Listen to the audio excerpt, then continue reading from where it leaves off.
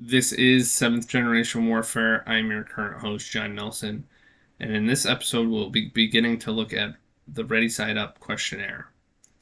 For those who don't remember what ReadySide Up is, you can go back and watch my other video titled Being ReadySide Up. But in summary, ReadySide Up is about gaining readiness, resiliency, and self-reliance against personal, societal, and natural disaster. This is important for sixth generation warfare, securing your own will, because you don't want sudden misfortune to derail your plans in life. You want to be able to have robust readiness against anything that can come your way. But it is also important for seventh generation warfare because the same is holds true for securing the will of our children. If misfortune comes, it'll take us off balance, and we won't be able to effectively enact the seventh generation warfare that we seek. And in doing so, we won't be able to secure our descendants' will. So, in this video, we'll be going over just the beginning of the questionnaire. The questionnaire is first divided by disaster concerns. That's what we'll be discussing today. And then it goes over the 7 classifications of ReadySide Up, which is food, water, shelter, security, economics, community, and fitness. And then at the bottom, I also have a section about home invasion and obstacle planning, stuff like that, which I will also be going over down the road. But those who don't know, I started ReadySide Up and ran it as a business for a short time. I was doing readiness audits for people. I'd run them through this questionnaire, and they would pay me. I did it a lot as in barter, so I scratched their back, they scratched mine. But these type of reports could catch, some money as well. But it's not just asking the questions. You have to have some knowledge behind it to give reasonable recommendations that are likely to be implemented by the by the client, and you also have to tie it together. But we'll discuss that more in a later video. Tonight we're just going to talk about some of the disaster concerns. So like I said, the disaster concerns are broken down into personal disasters, societal disasters, and natural disasters. This is by no means an exhaustive list, but it gets a good sense. And the point of this exercise is really to understand what the client's disasters are. So I would have them rank them from low, medium, high, and I'd also be taking notes on anything they said. These are kind of large, broad terms that I throw out, but if they're more specific, about any one thing, I would certainly take note in order to more accurately give them recommendations. But although people have their immediate concern or a few immediate concerns, the goal is to get them to branch out. You don't want them to, have a tunnel vision and focusing only on that one thing, and then something else can come in and hit them from the flank. You want the 360 security, right? So maybe they're already done good preparing for what their primary concern is, and maybe you're there to help them get a more holistic readiness picture. So, some personal disasters that could befall people are random acts of violence. You see in the news, in the cities, that there's knockout games or whatever where people just go up and punch an old person right in the face or something, knocking them out. Also in cities, there's just like drive-by shootings and people get caught up in gunfire that had nothing to do with any of it. So random acts of violence, things like that.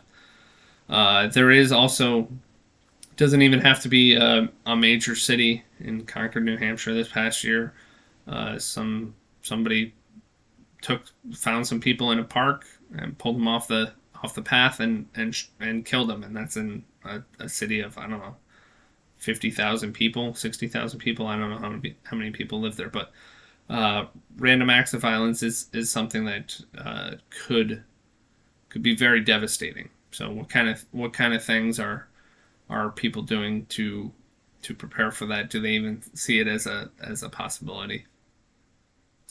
Burglaries and home invasions would be next, and a burglary is less damaging in that they're taking stuff, but certainly home invasions, I mean, that can be catastrophic. But any of those will greatly affect one's psychology, one's sense of comfort and security. So it's best not to let those things happen. So what kind of things might they be doing to prevent that?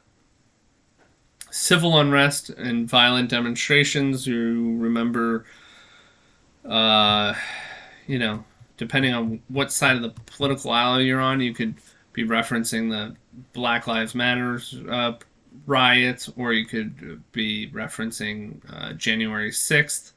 Either of those things could be considered civil unrest or I guess violent demonstrations.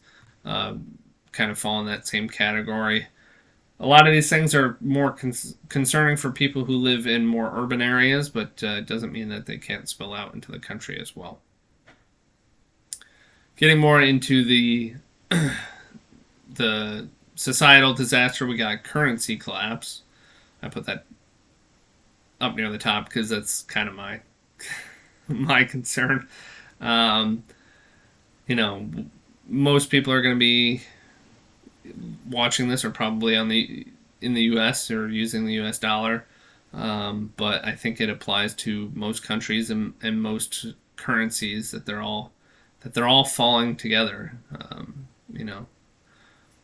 Even if they're not falling as fast as others, it's not a sign of success. It's just about which one hits the ground last. Then there's war is another type of concern, but I break war down into most people think conventional war, so I put that first. But conventional war being violent, the violent clash of wills, the third generation warfare, or potentially a fourth generation warfare.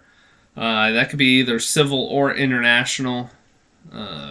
Luckily, in the United States, no international war since 1812, and I guess 1941 has. Hawaii wasn't part of the United States yet, but yeah, the United States hasn't had to fight wars on its soil. Doesn't mean it won't in the future.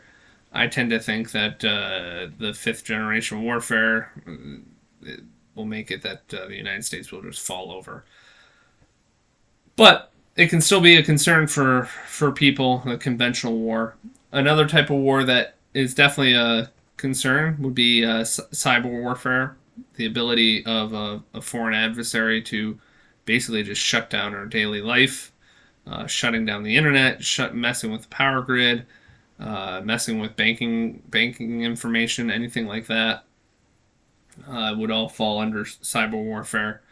Nuclear warfare has been getting a lot of attention lately because, Russia and China are the hype is there's hype about war, and when nuclear powers are not playing nice together, that it can scare the population by threats of nuclear war. So, less known is chemical warfare, but it's certainly also a possibility. Some societal disasters outside of warfare, you got supply chain collapse, which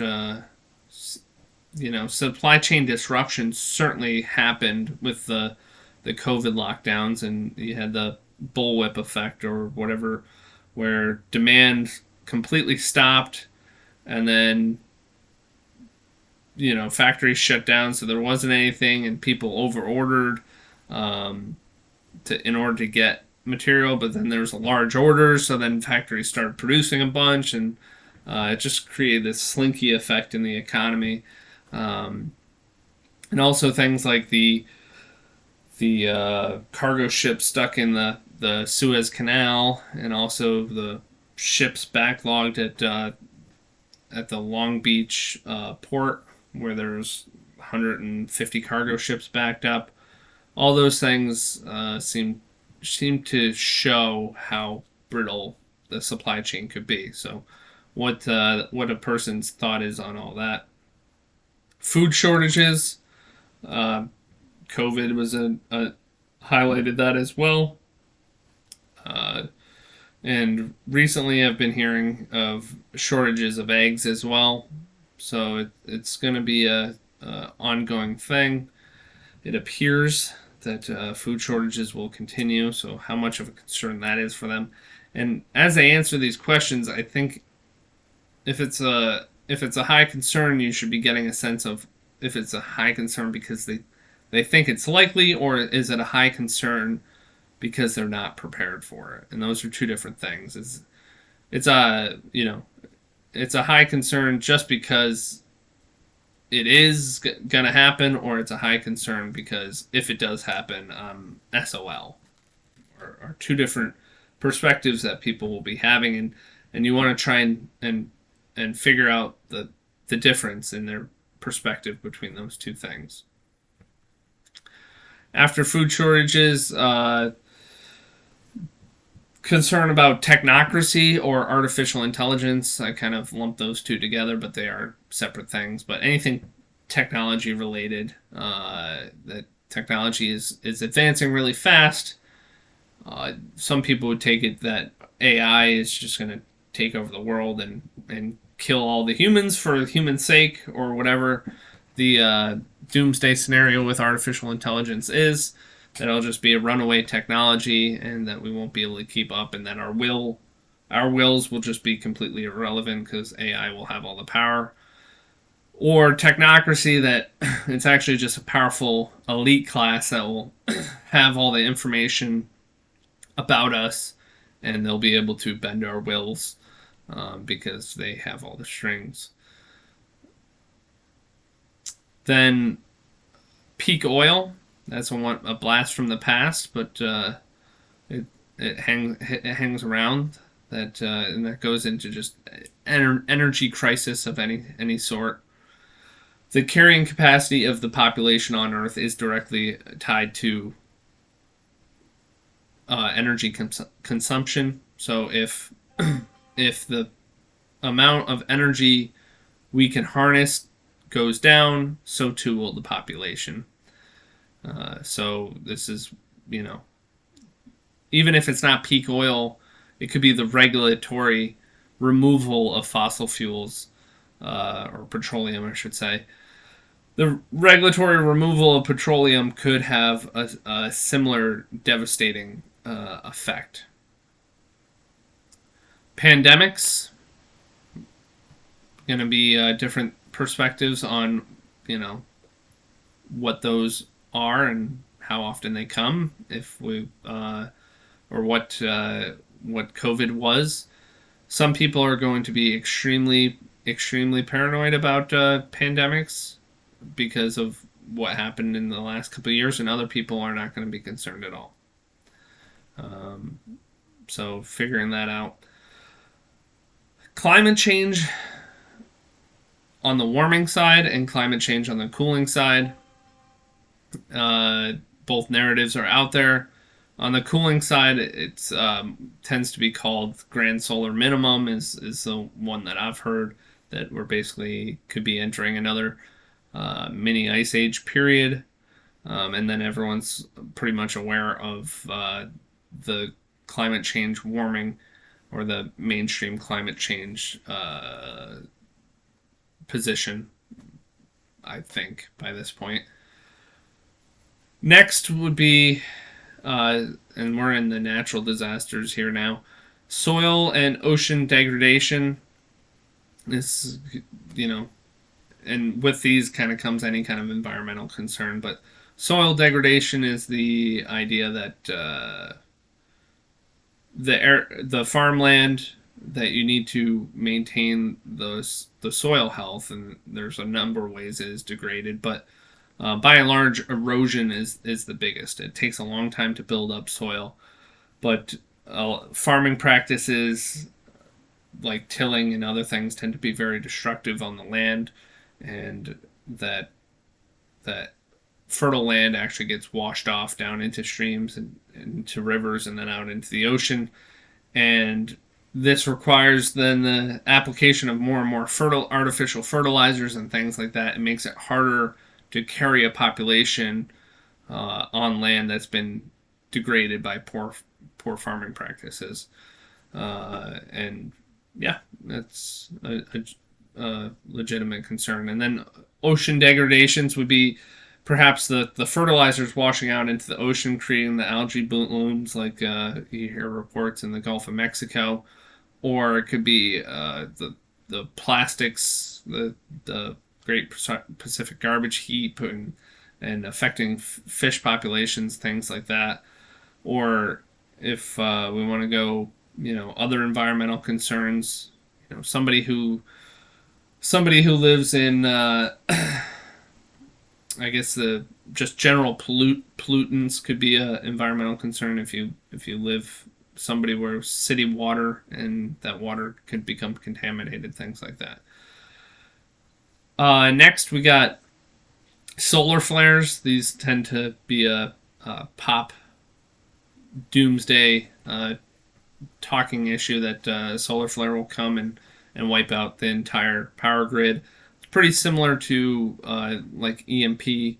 Nuclear weapons might have a similar effect, so there is some connection between all these things. Same with a supervolcano. It's kind of similar to nuclear winter from if you think of the worst case nuclear war. So those two kind of positions would be pretty similar to prep for in conjunction with one another. And then also asteroid, made popular by movies such as Deep Impact and Armageddon. So Hollywood does also play into our concerns of what these are. So those are all the disaster concerns I have listed.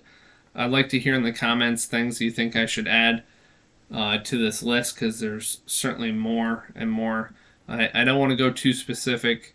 The purpose of this questionnaire is just to get people talking, and then you find out, it enables you to better understand where they're at with their psyche. So if you have any additional things that you'd like to see me add onto this list, please let me know.